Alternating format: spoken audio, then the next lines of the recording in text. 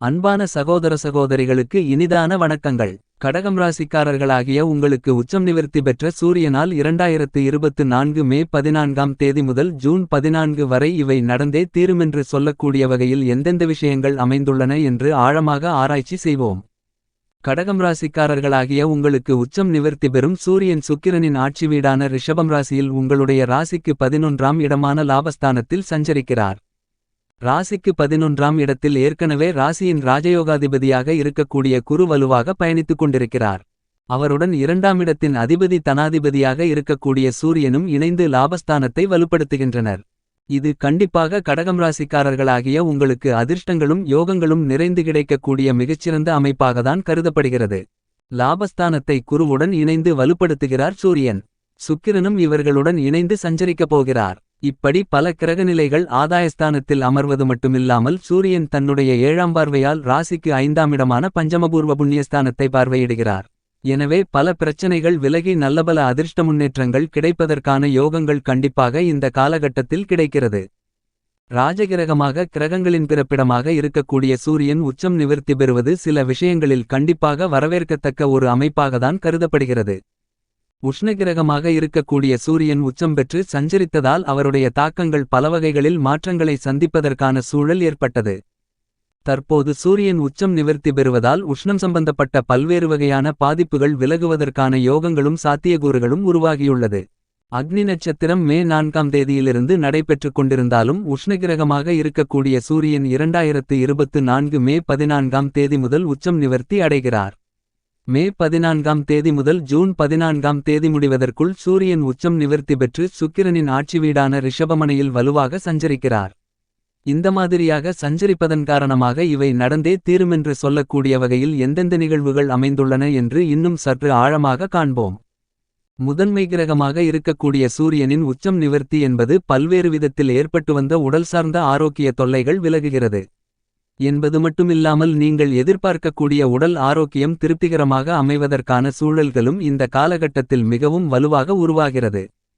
அது மட்டுமில்லாமல் சூரியன் உச்சம் நிவர்த்தி பெற்றிருந்தாலும் ஆளுமையும் அதிகாரமும் மிக்க பொறுப்புகள் உங்களை தேடி வருவதற்கான சாத்தியக்கூறுகள் உண்டு.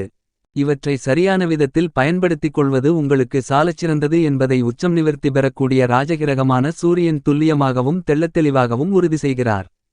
இந்த நேரத்தில் சூரியன் மிக வலுவாக புதனாதிபத்திய யோகத்தையும் குருசூரிய யோகத்தையும் மிகவும் வலுவாக ஏற்படுத்தி உருவாக்கிக் கொடுக்கிறார். எனவே பல நன்மைகளை குடும்பத்தில் மட்டுமல்லாமல் உத்தியோகம் வியாபாரம் தொழில் சார்ந்த பணிகளில் கிடைப்பதற்கான யோகங்களும் உண்டு. அதை உங்களுடைய அன்றாட வாழ்க்கையில் உணர்வதற்கான யோகங்கள் கண்டிப்பாக 2024 ஜூன் 14ஆம் தேதி முடிவதற்குள் கிடைப்பதற்கான சாத்தியக்கூறுகள் மற்றும் இவை நடப்பதற்கான வாய்ப்புகள் நிறைந்து உள்ளது என்பதை சூரியன் உறுதி செய்கிறார். அதிகாரமும் ஆளுமையும் கொண்டவராக கருதப்படுகின்ற சூரியன் உச்சம் நிவர்த்தி பெறுவதால் உயர் பதவிகள் புதிய வாய்ப்புகள் எதிர்பார்க்கும்போது சிறு சிறு தடைகள் ஏற்படுவதற்கான சாத்தியக்கூறுகள் உண்டு. ஏனென்றால் சூரியனின் பார்வையில் சுக்கிரன் பகை கிரகமாக இருக்கிறார். இப்படி பகை கிரகமான சுக்கிரனின் ஆட்சி வீடான ரிஷபம் ராசிக்குள் சூரியன் நுழைந்திருப்பதால் சிறு சிறு தடைகளை சந்திப்பதற்கான சூழ்நிலை உருவாகிறது. ஆனால் அதேவேளையில் சூரியனின் நட்பு கிரகமாக இருக்கக்கூடிய குருவும் ரிஷபராசியில்தான் பயணித்துக் கொண்டிருக்கிறார். சூரியன் குருவுடன் இணைவதால் சில முன்னேற்ற மாறுதல்களை சந்திப்பதற்கான யோகங்களுள்ளது. சூரியனை பொறுத்தமட்டில் பாவகிரகமாக கருதப்படுகிறது. சூரியன் உங்களுடைய ஜாதக அமைப்பில் 3 6 10 11 ஆகிய வீடுகளில் சஞ்சரிக்கும்போது அபரிவிதமான வளர்ச்சிகளையும் நன்மைகளையும் மிகவும் அபரிவிதமாக அள்ளி கொடுக்கக்கூடிய அமைப்பாக கருதப்படுகிறது. சற்று மிகவும் சாதகமற்ற ஒரு அமைப்பு என்றால் கண்டிப்பாக அது ஜென்மத்திலோ அல்லது எட்டிலோ முதன்மை கிரகமாகவும் ராஜகிரகமாகவும் இருக்கக்கூடிய சூரியன் அமரும்போது சில சிரமங்களை சந்திப்பதற்கான சூழ்நிலைகளும் ஆரோக்கிய தொல்லைகள் அலைச்சல்கள் உள்ளிட்ட பல்வேறு வகையான சிரமங்களை சந்திக்கக்கூடிய சூழ்நிலைகளும் ஏற்படுவதற்கான சாத்தியக்கூறுகள் இருக்கும்.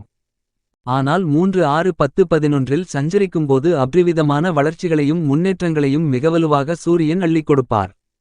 அலைச்சல்களில்லாமல் உங்களுடைய சிறு முயற்சி கூட மிகப்பெரிய அளவில் காரிய வெற்றிகளை நிறைந்து பெறுவதற்கான அதிர்ஷ்டயோகங்களை அள்ளிக் கொடுக்கக்கூடிய வலுப்பெற்றவராக சூரியன் இருக்கிறார். இப்படிப்பட்ட சூரியன் நீச்சம் பெற்று சஞ்சரிக்கக்கூடிய காலகட்டங்களில் நடுநிலை பலன்களாக 4 12இலும் சற்று கூடுதல் நன்மைகள் கிடைக்கக்கூடிய இடங்களாக 2 5 7 9 போன்ற இடங்கள் கருதப்படுகிறது. இந்த இடங்களில் சூரியன் சஞ்சரிக்கும்போது சில மாறுதல்கள் கண்டிப்பாக ஏற்படுவதற்கான சாத்தியக்கூறுகளுள்ளது. சூரியனின் பார்வையில் செவ்வாய் சந்திரன் குரு ஆகிய கிரகநிலைகள் நட்பு கிரகங்களாக பார்க்கப்படுகிறது. என்பது மட்டுமில்லாமல் புதன் சமகிரகமாக கருதப்படுகிறார். ஆனால் புதனின் பார்வையில் சூரியன் நட்புகிரகமாக இருக்கிறார். சூரியனுக்கு பகைகிரகமாக சுக்கிரன் சனி ராகுகேது ஆகிய கிரகநிலைகள் உள்ளன. இந்த கிரகநிலைகள் சூரியனை பகைகிரகமாக பார்ப்பதால் இந்த தருணங்களில் தசாபுத்திகளில் சூரியன் திசையோ அல்லது சூரியன் புத்தியோ நடைபெற்றால் சூரியனின் நட்புகிரகமாக இருக்கக்கூடிய புதன் சந்திரன் குரு செவ்வாய் உள்ளிட்ட கிரகங்களின் புத்தியோ திசையோ நடைபெற்றால் நல்லபல மாறுதல்கள் உண்டு. சுக்கிரதிசை நடைபெறும்போது இந்த காலகட்டத்தில் சூரிய புத்தி நடைபெற்றாலும் கூட சற்று கூடுதல் கவனத்துடன் செயல்பட வேண்டிய ஒரு காலகட்டமாகத்தான் கருதப்படுகிறது என்பதை உச்சம் நிவர்த்தி பெறக்கூடிய சூரியன் துல்லியமாகவும் தெள்ளத்தெளிவாகவும் எடுத்துக்காட்டுகிறார்.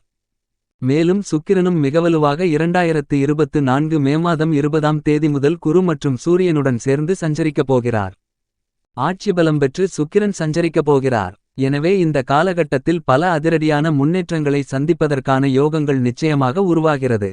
முக்கூட்டு கிரகங்களென்று சொல்லக்கூடிய வகையில் புதனும் மே மாதம் 25ஆம் தேதிக்கு பிறகு மிகவலுவாக சூரியன் சுக்கிரன் மற்றும் குருவுடன் இணைந்து சஞ்சரிக்கப் போகிறார். இந்த மாதிரியாக 4 கிரகநிலைகள் இந்த சூரிய பெயர்ச்சி காலகட்டத்தில் வலுவாக சேர்க்கை பெற்று சஞ்சரிக்கப் போகின்றன. அதிலும் நட்புகிரகமாகிருக்கக்கூடிய சுக்கிரனும் சனியும் ஆட்சி பலம் பெறுவதால் பல்வேறு வகையான அதிரடியான மாற்றங்களை விளைவிக்கக்கூடிய ஒரு அமைப்பு கண்டிப்பாக உள்ளது.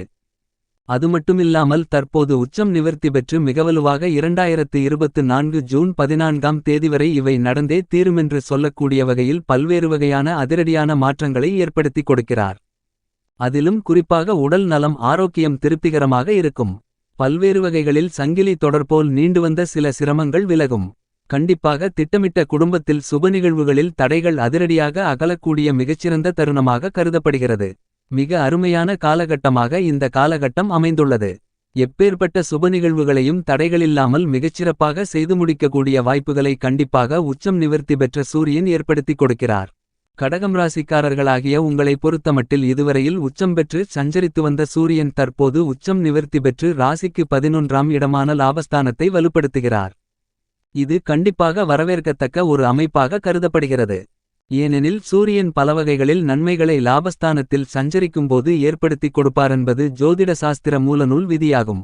அதிலும் ராசியின் ராஜயோகாதிபதியாக இருக்கக்கூடிய தோஷமற்ற கிரகமான குருவுடன் இணைந்து பல அதிரடியான நன்மைகளை ஏற்படுத்தி கொடுக்கிறார். எனவே திட்டமிட்டதை விட குடும்பத்தில் பல்வேறு வகையான சுப நிகழ்வுகள் நடந்தேறும். குடும்ப வருமானங்கள் உயர்வதற்கான அதிர்ஷ்டயோக வாய்ப்புகள் இந்த காலகட்டத்தில் மிகவும் வலுவாக கிடைக்கிறது. குடும்பத்தில் ஒற்றுமையும் மகிழ்ச்சியும் நிறைந்து கிடைப்பதற்கான யோகங்கள் உண்டு. உடல்நல ஆரோக்கியத்தில் திருப்திகரமான சூழ்நிலை அமையும். வீண் விரய செலவுகள் கட்டுக்குள் வரும். லாபஸ்தானம் வலுப்பெறக்கூடிய இந்த காலகட்டத்தில் புதிய நிலம் வீட்டுமனை வீடு வண்டிவாகனங்கள் வாங்குவதற்கான அதிர்ஷ்டயோக வாய்ப்புகளும் இந்த காலகட்டத்தில் மிகவும் வலுவாக கிடைக்கிறது. கடகம் ராசிக்காரர்களாகிய உங்களுக்கு திட்டமிட்டதை விட நல்ல முன்னேற்ற வாய்ப்புகளை பெறுவதற்கான யோகங்கள் இந்த காலகட்டத்தில் உண்டு. சனி பகவான் ராசிக்கு 8ஆம் இடமான அஷ்டமஸ்தானத்தில் சஞ்சரிக்கிறார். என்றாலும் கூட அவருடைய நட்புகிரகமாக இருக்கக்கூடிய சுக்கிரன் சாதகமாக வலம் வருகிறார். குருபகவானும் லாபத்தை வலுப்படுத்துகிறார். சூரியனும் ஆதாயஸ்தானத்திற்குள் அமர்ந்து கொண்டிருப்பதால் உத்தியோகம் ரீதியான சிரமங்கள் பெருமளவில் குறைகிறது. எதிர்கால நலனுக்காக தற்போது கடகம் ராசிக்காரர்களாகிய நீங்கள் எடுக்கக்கூடிய முடிவுகள் மிகச்சிறப்பான முன்னேற்றங்களை பெற்றுக் கொடுக்கக்கூடிய வகையில் அமைகிறது. தொழில்துறை வியாபாரத்துறையில் தவறான விஷயத்தை மேற்கொண்டால் மிகைப்படுத்தி காட்டப்பட்ட சூழ்நிலையில் நல்ல மாற்றங்களை சந்திப்பதோடு புதிய வாய்ப்புகள் மிகவலுவாக கிடைக்கிறது. புதிய ஒப்பந்தங்கள் உள்ளிட்ட பல விஷயங்கள் மிகச்சிறப்பாக அமைவதற்கான யோகங்கள் உண்டு. கலைத்துறையின் அதிபதியாக இருக்கக்கூடிய சுக்கிரனும் சாதகமாக பயணித்துக் கொண்டிருப்பதால் இந்த காலகட்டத்தில் உங்களுடைய திறமைகளுக்கு அங்கீகாரம் கிடைக்கக்கூடிய வகையில் புதிய வாய்ப்புகள் மிக கனகச்சிதமாக கிடைக்கும்.